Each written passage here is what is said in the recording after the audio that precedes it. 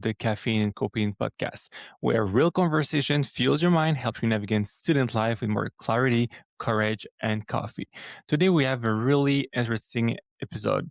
We have the pleasure to welcome Dr. Véronique Anctil. She's a psychiatrist at Sherbrooke University. She also worked in the medical field, like in hospital as a psychiatrist, and she took the time to explain us different challenges that she observed among students in university, on campus, and different places to go very in details and widely what she observed, what she recommends. So we have a doctor just for us in the mental health field to explain us those concepts. So we're very, very glad and thank you very much again, Dr. Anctil. So I say now, so if you enjoy this episode, help us grow.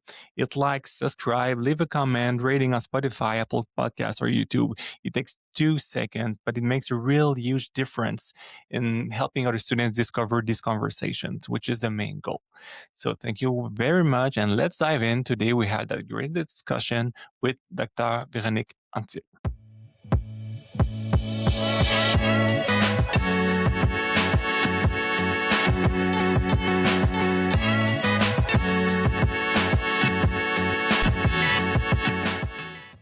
Okay, hey, welcome everyone. Today we have a special guest. I'm very, very glad to welcoming our new guest here in our podcast is Véronique Anctil. She's a psychiatrist that is working in the hospital, but also in the university. She really has a special place in the school system, and it's pretty rare to see a psychiatrist that have their 2 feet in the university and be so close to students. So I would like to thank you for showing up to our podcast, and just to let you introduce yourself to our students, if it's okay with you. Yeah, sure. Thank you to have invited me. It's a pleasure to be here with you today. So, I have a special practice. It's pretty uncommon to work at the hospital and at the same time working in the university. I've got that idea while I was studying because I was not sure about always being at the hospital. It was a very different job. So you have less time to do psychotherapy with patients. It was different kind of diagnosis, and I like working with ADHD, anxiety, and young people. And I have a special interest in sports psychiatry too. So I was searching what kind of practice I can do, and everywhere else in Canada there is psychiatrist on site on campus at the university. So that's my mostly my practice. I work with every student, but I have a lot of athletes too. Okay. Is it because they are more referred, the athletes, or they're more inclined to ask for help because of what they're going through, the sport, the performance, the That's a good academic side? question. They have more reference since I am here, and they know, like my colleagues who are sports doctor here. Um, they do know that I am here, so they refer more. But the athletes also, those people are really invested in the recovery, and they want the best to be the most performant. So they tend to get help uh, a little easier than some others. Okay. I would like to get back to the athletes later, but first, I'm wondering what is the current picture that you see of the mental health among our students, like here in the ones you see in general? What is like the landscape of mental health on campus? So what do you see? Well, it's a good question because I have a BA because I see people when they need help. So I see a lot of patients with problems, but I know that on campus here, at large, that it's people have good mental health. More conferences on that topic, so they have more tools than before, I think, and they are more uh, inclined. Yeah, to, incline. yes, to get help. And so I think at large it helps people. But in my office, what I see most often is trouble related to anxiety and concentration and with failure. I see a lot of person who have to deal with uh, breakup while they are doing very hard study, for example, like chemistry master, and so they have to handle all of this, and then sometimes they are foreign people, so they have to adapt to the new culture, to the university, to the language, to a lot of stuff. Sometimes they were living with their parents before, and now they have to learn to be by their own. And at the same time that the study is different at the university, it's if uh, you don't do the work, you don't get the notes. There's no Yeah. So the pressure is important. There's a lot of competition and there's some risk factor we call. So if you come from a foreign country, you don't speak the language, you're in a tough program that they have a lot of like they expect a lot from you and not everybody get to the next level if they have to compete, yeah, so super and it's stressful. So you said something interesting. It's a cumulative stress, adding more stress. So you get into the master degree, you get in a relationship, you get a breakup, and then the you have chain to break. perform in sports, for Sport, example. yeah. You want to be the best partner, the best sister, the best in Mhm. all. So, and There's sometimes some. it's not. Sorry, it's not. It doesn't have to be a foreign country. Sometimes uh, people get into the baccalaureate. They are 18. They come just from another city, Mhm. and it is very. You have to adjust very quickly. Yes, I say that often here on the podcast, and I think universities especially, but here in Champlain College, it's an Anglophone college in Eastern Township, so people come from everywhere. So you're 17 years old, 18 years old, same as university. So it's the first time for some of them that get into an apartment to get to do everything by yourself. So you have a lot of stuff to learn, to adapt, and then the pressure of school, and then the midterm hits like with the stress. But I have a so what you're saying. uh, Am I wrong to say because we hear a lot the mental health crisis is getting worse? So are we just better recognizing it, talking about it, or you feel like it's getting worse? Because the main reason you say it's anxiety, concentration, like for performance, adaptation, is it getting worse, or we just have more services, getting more help for them? That's a very good question, and I don't have like the, the scientific paper to, Mhm. but from my experience and clinically, what I see, I think it's both. I think what one part is uh, people talk way more about anxiety and mental health issue. For example, the Bell Let's Talk and stuff. So Mhm.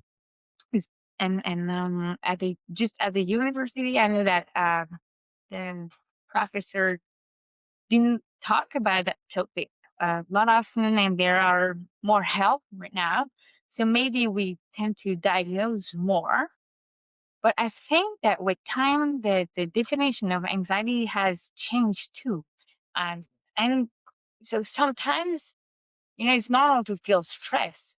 And I think sometimes it's a blurry line between what is normal stress and what is anxiety. And I think sometimes people are not living, we become less tolerant to stress. We are in a society that are really try to be positive, but it can lead somehow to a toxic positivity. And so we don't we don't tolerate stress anymore. And as soon as we are experiencing like a bad emotion, we are sometimes it's very hard to handle. And like, okay, Mhm. must have to be anxiety, and it's probably not normal.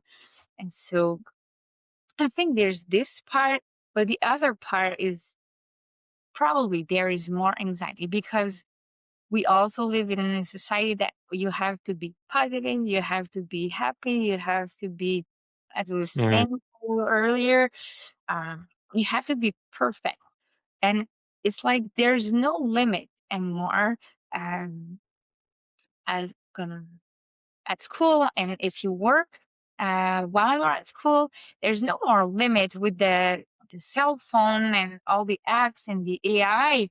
It's like everywhere. So you are constantly working.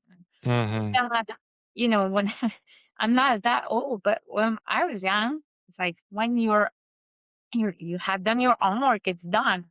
There's no, you don't have access to a portal and to see like the constant evolution of your notes and the stats. Yeah. There's a lot of stats today. We have stats for everything.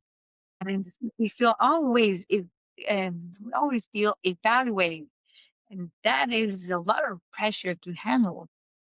It's very interesting because you're saying, like, let's say, let's go back to the sports student. They are assessed amongst their peer, they compete in competition. So, in the portal of the academic space, we are always assessing, statistic, evaluating, comparing ourselves. And in terms of social media, also, like it's present. They're always comparing themselves on different application and stuff like that. So it's ongoing. But at the same time, you mentioned that we we get less tolerant about stress in general, so we're less resilient. And it's funny that you say that because I interviewed Dr. Sonia Lupien and Dr. Melissa Genereux also, and they both say the same thing. They say we need like to like Melissa Genereux was it's like we need to break an arm sometime, to adapt and get up and see it's okay to be confronted by other people ideas as well. I feel that people getting sensible also about just topics, about an assignment. Sometimes I remind students that it is normal to be stressed in midterms. Like it's overwhelming. It is overwhelming. It's a lot of preparation. You're evaluated. There's a lot going on. So the normal stress. So when when someone is when is a good moment to reach the services like more specialized about a psychiatrist? Because you mentioned like the example of a breakup. It's one of the most painful things someone can experience, losing someone you care, you love in a relationship, but they're part of life. So when there's sign that now you need to seek a little bit further, like you need to seek specialist professional help towards what you're going through. That is a good question because I think it's never too early to see someone to get help. As soon as you are going through a rough patch, I think it's a good idea to see someone. But then who? Because there's a lot of different specialists. If I think about it here, the structure, um, there's a psychological circus. And so there's like punctual meeting. If you need help, you just feel overwhelmed. You have it's your heart feels just too heavy, so you need to talk with someone. You can go and seek help and just see someone once just to relieve all of Yeah, that pressure. There's also like more long-term follow-up. Um, and I don't think there's a clear, it's not clear cut when you have to seek for help. mhm, When you're in pain, you're in pain, and it's very okay to see someone to talk about it. But when it's getting in the way of your study, you don't want to see your friends anymore. You don't have fun doing things that usually brings you fun. You don't want to do sports anymore or arts or whatever. If you play music, you just don't feel like playing music anymore. When it has an impact on all the the different other spheres parts, of your life. Yeah, I think it's a good red flag. That maybe there's something else, or maybe you need a little help to get. Uh-huh. If you stay in that situation for too long, you're going like with your cortisol level in your body is just going to stay high for so long that maybe it will lead to a kind of a shutdown, and then you will de- become more depressed. And once we are in a deeper depression, the deeper you are, the longer Mhm. it is to get out of it. So I think, and as soon as you experience like suicidal thoughts, um, I think you you need Yeah. help. Yeah. Um, Students could compare it to have a flu.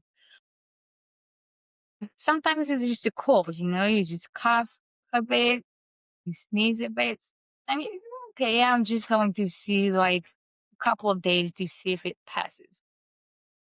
If it doesn't pass and you get fever, which would be, for example, suicidal thoughts, now you need to consult because it maybe won't pass alone. You will need antibiotics and something.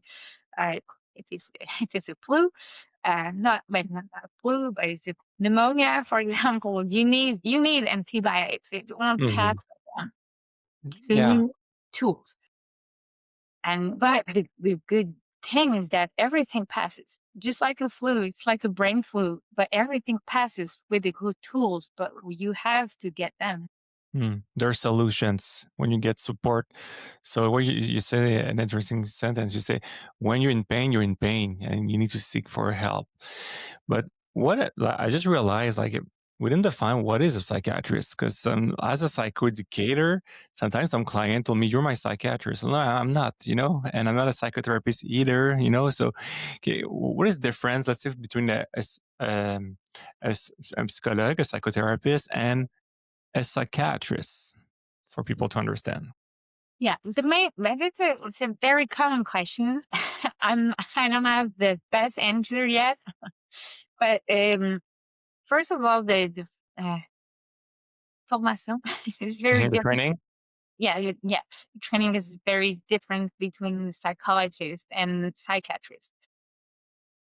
Colleges, for example, we do baccalaureate, master, PhD. We psychiatrists, you have to do like your medical school. And once you have done your med school, you have to do 5 more years of residency, and you have to do internship and in like neurology, general medicine, and all of that. Because the first thing in my job is to be sure that your psychological symptoms are not because of an organic organic disease. This is what it.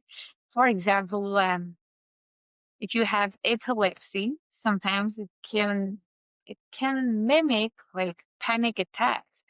And Mm, if you don't have panic attack, is a sort of epilepsy, or if your thyroid is you have heart problem, you might feel, or just asthma, as cause anxiety because of the medication, and because of the asthma you feel like short breath and stuff, and sometimes it can be hard to differentiate. mm, interesting.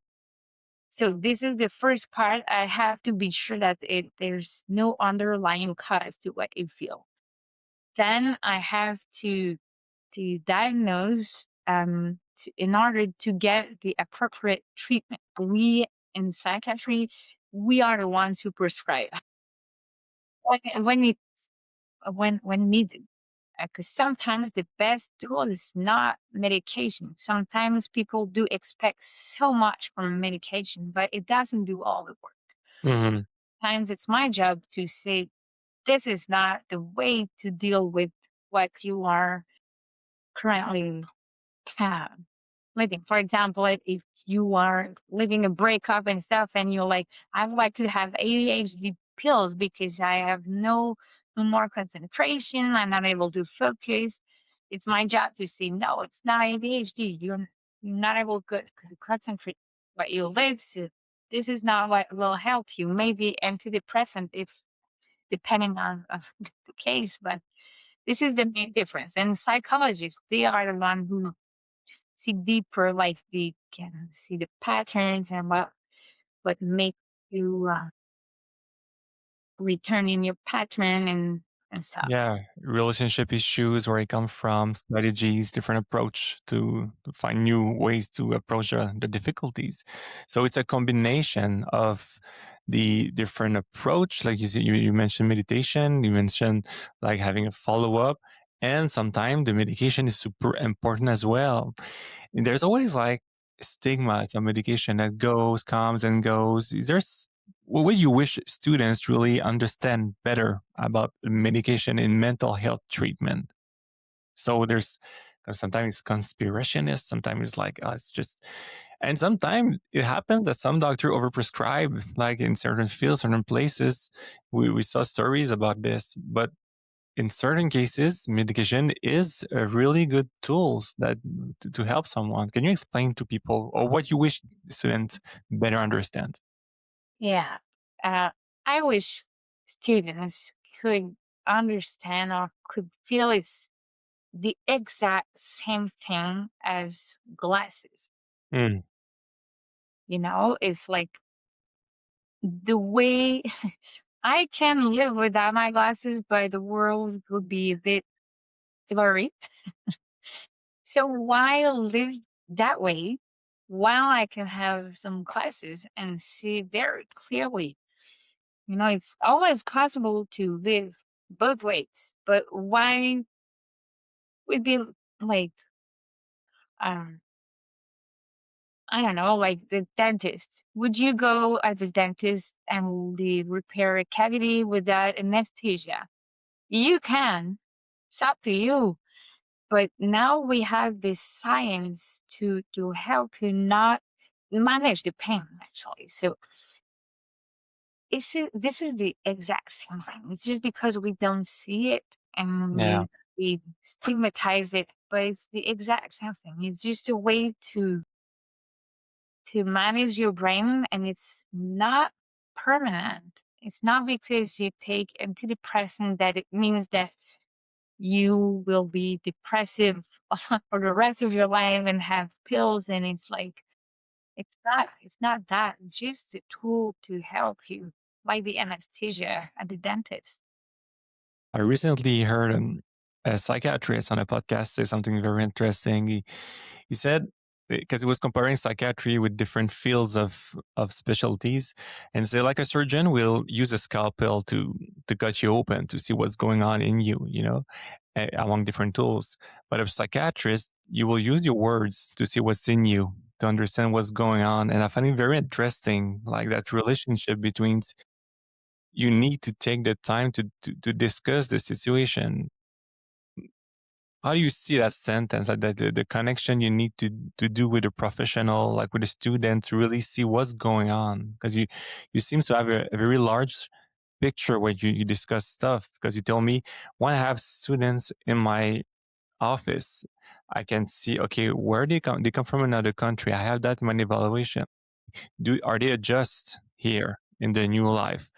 Is there something physical pain that I have a hard time understanding because of language barriers and they come from a foreign country? And that is something possible as well. Like they arrive here, they didn't have follow up sometimes. So the relationship between you and the client, how do you see that important? It's it's a it's a basis. If there's no connection and people doesn't open up, it won't work. Because I exactly as that psychiatrist said, if you don't talk, I have no ways to know. It's like if you refuse the the X-ray, how would you know that your arm is broken? Hmm. You don't. Yeah. Sometimes the not the we we always talk. And sometimes it's not with words. So Mm. sometimes you can guess something or know something with the nonverbal. But if there's no connection, and I think in order to build that connection, you have to be like we have to be open. because this is the big part of my job too, to never judge people. I'm not there to judge people. I'm there to understand what's going on and what I can do to help them out. And I have to be open minded for that, because sometimes I have once I remember I had a foreign student, and he was referred to me for I don't remember, psychosis, I think,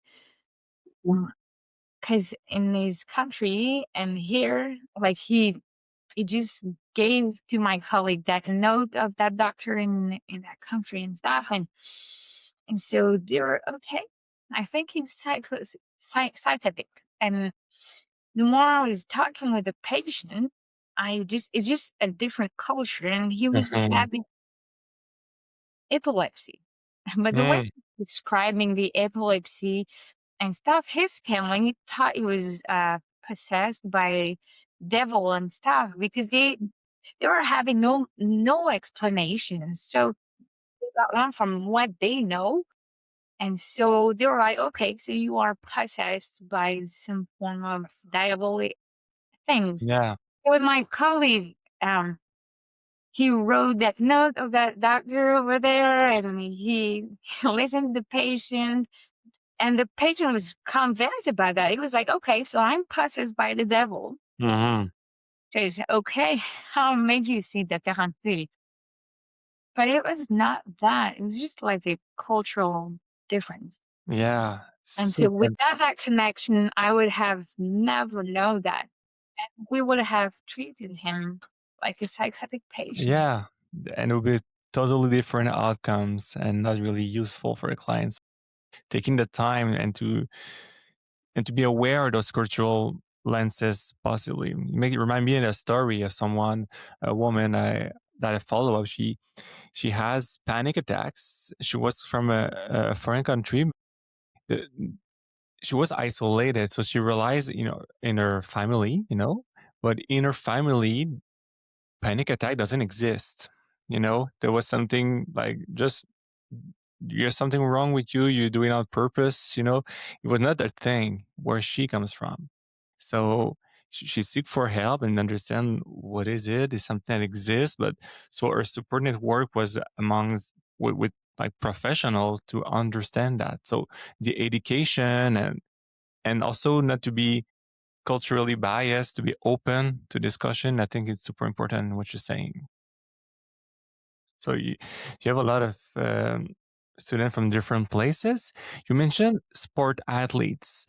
Um, what is the main thing you see with athletes? Is it the performance, the stress to succeed, to stay? Is it sometimes obsessive? What are the challenge that you see and you recommend for someone to stay on track, healthy? Yeah, there's a lot of challenges that they can face. But the most painful challenge of what I've seen is when the varsity sports comes to an end, Mm. Oh yeah. because athletes tend to identify a lot to Mm. to their sports. For example, I think that for a hockey player, like the number behind his back is way more important than his name. Yeah, yeah. I have few people in mind. That's true. What you just said. I'll let you continue, but we can put emphasis on this: that the identity they have in their sports that they carry since like young age. Yeah, and so what what remains when you don't have that support system? Mm, So this is a very hard challenge. It is specifically like when it comes to an end, and it's not your decision. For example, you have not been what they should yeah, recruit. chosen I don't know, or the draft. draft. Yeah, draft. I think I'm draft. not an athlete. Um, if you have uh, Yeah, your in career end. yeah, the career end like very out of the blue, like you've had a big injury or concussion. And now it's no more football. It's your three concussion. It's game over. So it's very, very hard. Concussion is a very hard challenges for athletes too. Um, because it leads to a lot of psychological symptoms, and sometimes they feel physically okay to go back to the game, but mentally they still have struggle, and coaches don't always understand that. And this is a big challenge. And one of the other challenges I see often here is athletes with ADHD, because Yeah. all of their life they compensate like that hyperactivity with sports. And as soon as they don't have the same amount of sports, they tend to get hyperactive in their heads. So they have a lot of anxiety and stuff. And they don't necessarily want to treat the ADHD because they are scared that the medication will change their energy and their performance. And some of the league and federation just banned that those um those medications. So it's if you have the diagnosis, it's okay, but we have a lot of paper to do, and but they never thought that they were having ADHD because they were coping with Mm, sports. But once you start with sports, anxiety hits, yeah. and sometimes it's underlying ADHD.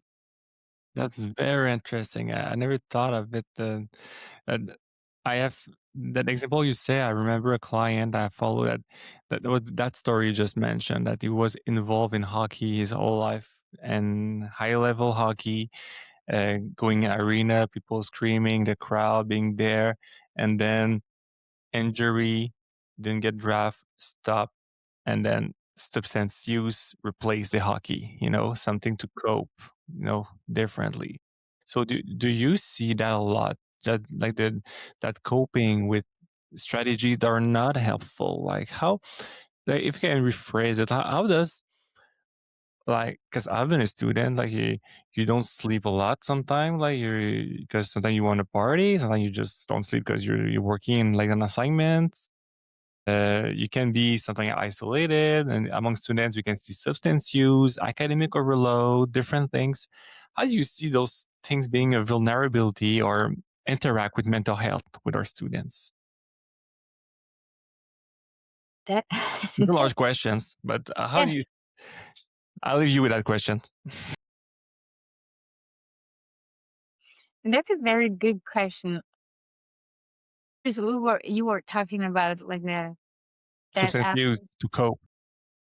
yeah, this is something that I often see too, because there's a big rush of dopamine when we are athletes. What other job can you do that you get applause every day for what you do? And in real life, when we don't do sports, I don't get applause every Yeah. day. People screaming my name. Every consultation. Yeah. Exactly. So that's a big step, to just go back to normal life without that dopamine rush every day competition, every practice and stuff. Um, so this is a big deal, I think, when people stop doing their sports, and sometimes it goes not in substance. Sometimes it goes in anxiety, and sometimes it like people will. I don't know. I have one student, um, who was like, "Okay, I will try to continue being active, but I don't want to continue my sports because it's too much and stuff." And so she started running, but she started using Strava so much, and Mm, she so comparing herself, she started to hide some run because she was like, oh no, like the pace is not as good as my friends and stuff, and she started to become depressed about that. But it was giving her like that dopamine, like every day she tried to beat her time, but at the end of the day, she ended up with a stress fracture because she's not listening to her body. Mm. Because she needed so much that dopamine rush and that feeling Being of seen now that as well. that she hurt herself. This sabotage is something common in athletes at some point. So this is, yeah, it feels like you mentioned like the hiding some runs on Strava and stuff, like being afraid to not be on top of her game or being judged, So do you feel, because when you're in college, university, the need of belonging to your peers or your sport team, or your classroom is so important, not to be alone. Can you explain to our students, like, I don't know how to phrase it, so there there's a risk of isolation, belonging is important. How to, because it's different in different college, CEGEP, there's organization, but how is it important to be aware of that isolation? It's dangerous at some point. Yeah, it's very, very dangerous. This is a something that I often see. People try to. It's like it's adaptation capacity, uh, but sometimes people just don't want to make new friends, so they keep in touch with their old friends. But it's not the same online talking, so they have no more activity. So it's a very big cliff. I don't know. It's a Yeah, sleeping yeah, cliff. I don't know how to say it. Technically, so. yeah, yeah, Um, because sometimes the brain is a marvelous thing, but it's also doing some opposite things sometimes. Um, for example, if you are isolated and you start to feel depressed, what will help you is to get in touch with people, do some activity, to eat well, to not drink, to um, to laugh, have fun, and stuff. But what happens when you feel depressed? You don't sleep, you don't eat, you drink, you do like exactly the opposite of what would help you, because this is what depression challenges you to do. hmm Um, and so this is very important because isolation sometimes it's what leads to depressive state, and sometimes it's a symptom.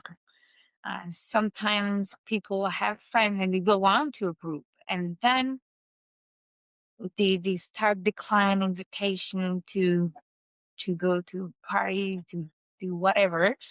Um, Sometimes this is a sign to when you see your friend and is okay, he's tired to decline every invitation. We don't see him often.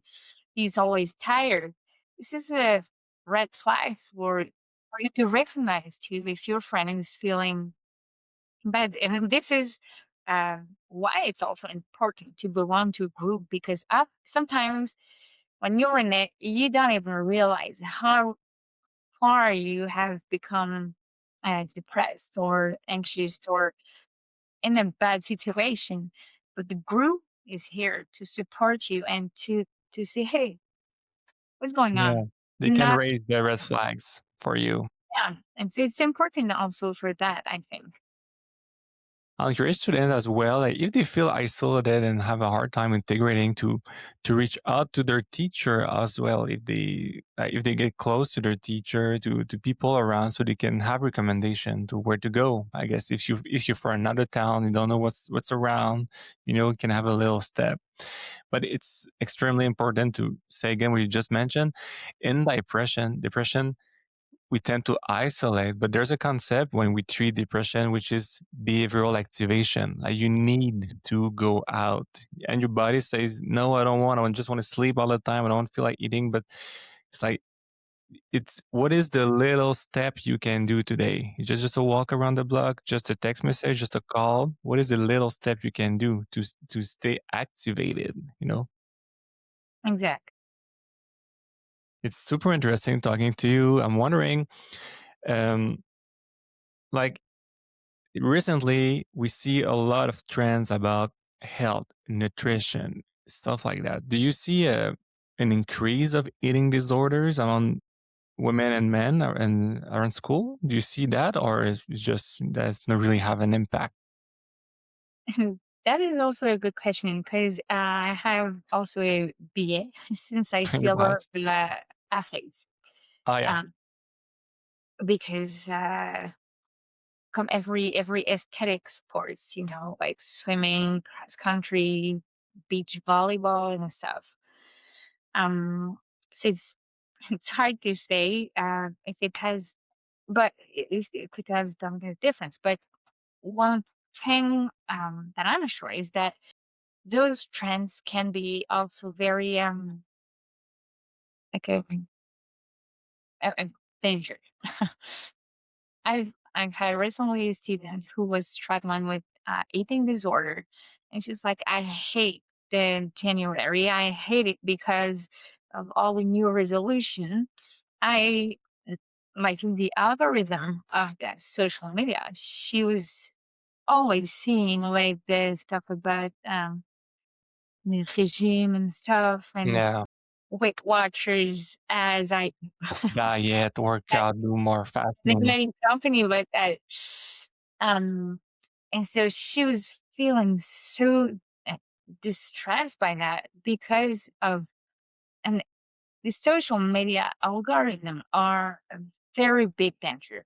Like not only for the eating and nutrition. Disorder. Um, there's a lot of trends. But for the eating disorder, this is also the comparison to other and with the AI, people will do the uh, retouch some picture and stuff. So it's not only the trends, but the people who trick the picture and stuff. Try in our society, we try to be more inclusive and work on grossophobia. Um, The I don't, which one? grossophobie. A body shame. Yeah, Yeah, I don't know how to say. shaming people have more weight. I don't know. I know Yeah, in English is glossophobia. I don't know. I don't People know. understand what we mean here.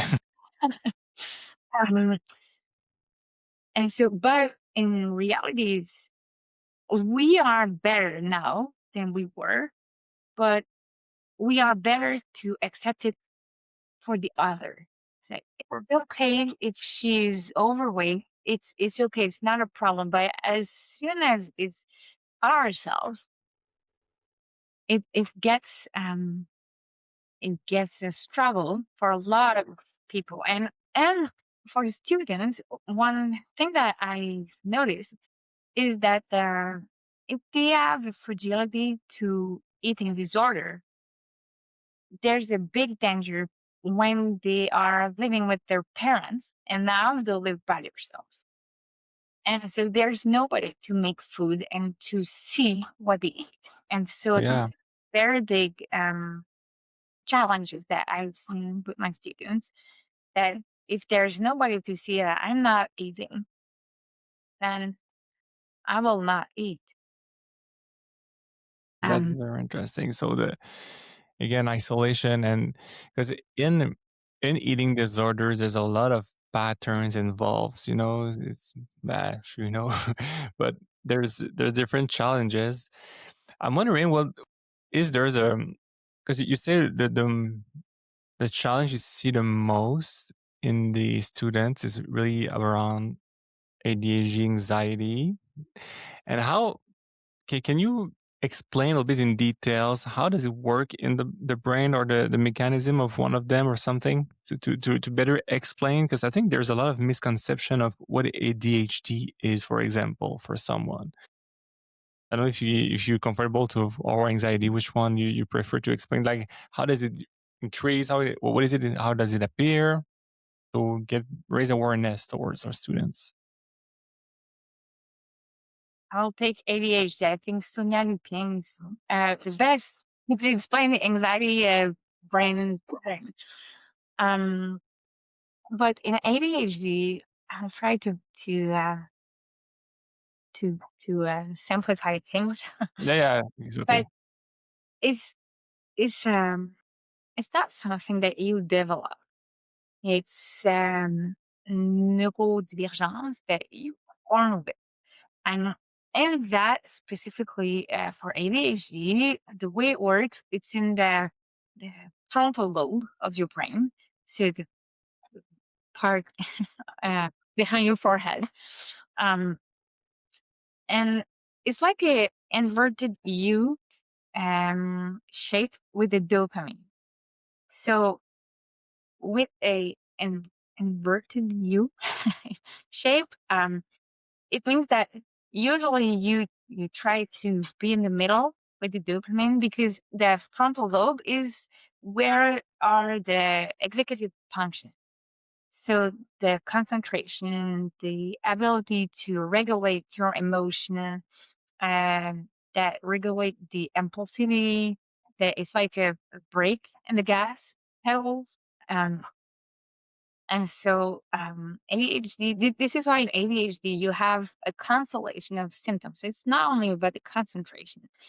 Sometimes people have hard times with work, memory, and they are impulsive. They forget some things. They have hypersensibility. They feel like mood swings. Like they are very intense. They search for dopamine, and sometimes they put themselves in trouble. Uh, but sometimes it's it's a misconception between ADHD and borderline personality. Mm, This is a very common thing that I see because where I was going with the inverted U shape is that when you're under, this is why you have symptoms. But if you treat ADHD, but you don't have ADHD, um, you go on the opposite side, but it's kind of the same symptoms. So you can feel anxious, you can have hard times to be concentrating and stuff. So it can be dangerous to take medication or prescribed or not, because a lot of people take speed also mhm, and other drugs, stimulants. And so this is dangerous because you will feel not concentrate. And then what happens is that people will say, oh, okay, it's because the dosage is not high enough. And the, the level up the dosage, but the problem is it's already too high. So you have to go back. Um, and sometimes if no medication do works for the ADHD, sometimes it's because of the constant. It's the same with the depression. You know, you can feel depressed. It's not necessarily a depression. mhm. Have bad news. You can have hypothyroidism, or you can have a lot of things. It's the same with focus. You can lack of focus because of ADHD. But if you are anxious, you are constantly thinking Yeah. about what can happen, and you imagine bad scenarios. So you're not able to learn new things, and you have trouble to concentrate, and it takes longer to read and stuff. If you are depressed, it can affect concentration. And if you have a borderline personality, you have those mood swings. You have that impulsivity. You put yourself in trouble often, but it's not ADHD. Mhm. It's something different. It's a neurodivergence that you said. And Yeah. also concentration can be different during one day, can be trained also with social media scrolling, your attention change through times as well, and your anxiety rise. This can change a lot of things. I feel like it's so difficult to assess the ADHD because recently we hear like, okay, sometimes a certain sign of autism can feel like ADHD, but it's not ADHD. But the hypersensibility is there in different diagnoses, but and it's the expression is different in women and men sometimes, and how it might be tough to be in your chair sometimes to really assess what's going on with your clients, with your patients. Yes, and sometimes, and I love my colleagues in neuropsychologists. They are the ones who do like the Test, IQ test and yeah. stuff. But sometimes, uh, and it's the same for everybody. When you only work with ADHD, you have that biais because Hmm. the only thing that you see, and so you are very good at saying if there is some difficulty, but the underlying cause sometimes is not ADHD. And once students get that diagnosis, it's very hard to reverse that.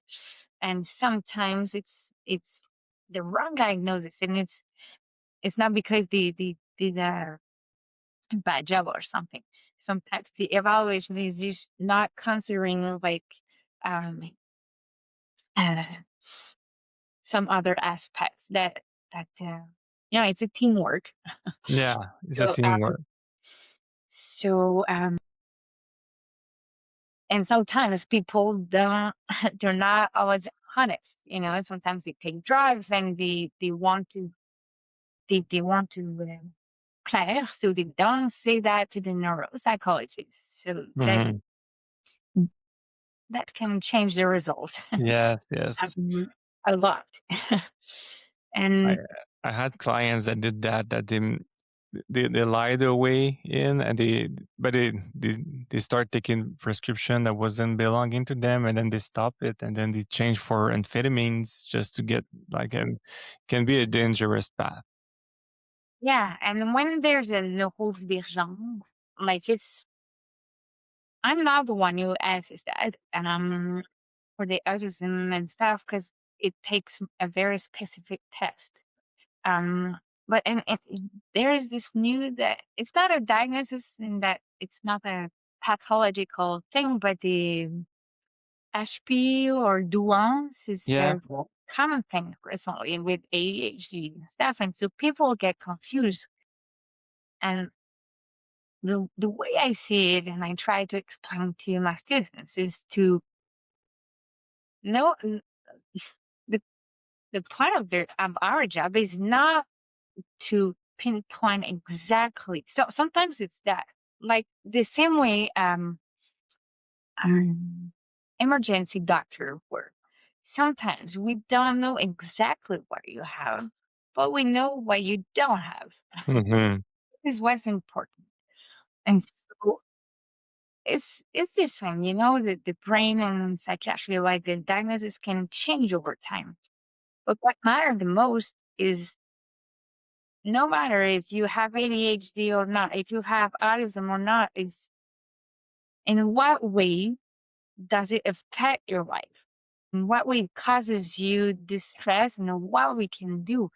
The point is just to get to know yourself and to know how it works and to work on those problems independently of the underlying diagnosis, is to work on the challenges that matter the most, because the diagnosis is helping tools to treat people, but not an end. that's awesome hearing a psychiatrist saying that. Like you just put out a stigma and say, hey, we don't really. We can put the sticker, the stamp that okay, you have this thing that recommend that treatment, but the expression, all of those things, depend on who you are, where you come from, how you communicate, doesn't change who you are. It's not an identity. The a mental health diagnosis or whatever is that doesn't define you. Sometimes we observe people when you get a diagnosis, they're like, "Oh, I am ADHD." Yeah, ADHD is part of your experience, maybe, but you're more than that. You're more than bipolar. You're more than like I had a teenager was following has a psychotic episode following substance use. Like like I'm schizophrenic. Like you're way more than that. It's a part of your experience. Sometimes it takes more space. Sometimes it takes less space, but you still. that person with that interest, with that group of friends, with that skill, that strength, that challenges. So it's way more than that, and how it's expressed in your life. So it's very interesting the way you put it out, that how does it affect you today, and what can you do Yeah, about it? You know? absolutely. Like mental health is not an identity. Yeah. Yeah, you won't say that if you have like a broken arm. Like I'm someone with a broken arm, you know. It's like yeah, yeah, my arm is broken, but I'm still me, you know. Exactly. I love a comparison. So if I will end with an unless there's something specific you really want to mention, I want to end with a large question. Like if you go back when you were 20, if you were 20 years old today, going back in school, you know, what would you do? What would you recommend to your 20-year-old self, like today? Like you, someone that is starting is in school system, getting out of the town, going to college, adapting, starting that new, like the new step of life. You know, what are will be your main recommendations for someone that age to be aware? My recommendation is it's okay to fail. It's okay if you are not able to handle all of that pressure. It's okay to change, for example, your sports from competitive and go more in a recreative way. It's okay to not succeed. It's not an end. Uh, I've I've experienced some failure too, you know, and then high school, I've got like 40% in mathematics in secondary four. I was like, "Oh, okay, there's no way I can be a doctor one day." But there's so much pressure today. If you fail one exam, it's like the end of your life, and you'll never do something good and stuff. And it's okay to fail, and also it's okay not being okay. Hmm. And you don't have to pretend to be okay. You're just going to miss an opportunity to get help and to grow and to go where you want to go. It's okay to take the time not to be okay. Take the time. It's okay to fail. It's okay to not be okay, and take the time. It's not the end. It's a progress. Yeah, sometimes it's like we have to stop in order to go further. Mhm. I think about like Samuel Montambo. Here, he has very hard time at the beginning of the season, and it was a lot of pressure. But you know what? He just put his ego aside. He accepted to go back with the Rocket to practice more. He loses some game with the Rockets. I cannot imagine how hard it must have been. But Mhm. he gets back with the Canadians and he wins some games Yeah. because he was able to put his ego aside and say, okay, I need help. Those are the professionals. They say I have to go with the Rockets. So here I go, and I have to take a step back to go further to improve my name. And so I think this concept is the same with everything in life, not only in sports, but with the studies. Sometimes it's okay to take a session off, to take care of yourself, to stop feeling bad and to really take the time if you want to continue, and it's okay. And I would like to say to our students, because we have a lot of students that are the first generation of their family going to college, that it's okay if your family doesn't understand you, your situation, that you can still create a sense of belonging there, you know, in college. Absolutely. Yeah. Absolutely. You belong wherever you want to belong. It's up to you, not to nobody else. It's your life. Yeah. Thank you so much, Dr. Anctil. You're so welcome. It's a pleasure. Thank you so very much for this conversation. I really appreciate you taking the time to speak with our students, and I'm sure this will resonate with them. It's awesome. Thank you very much, and have a nice day. Thanks, you too.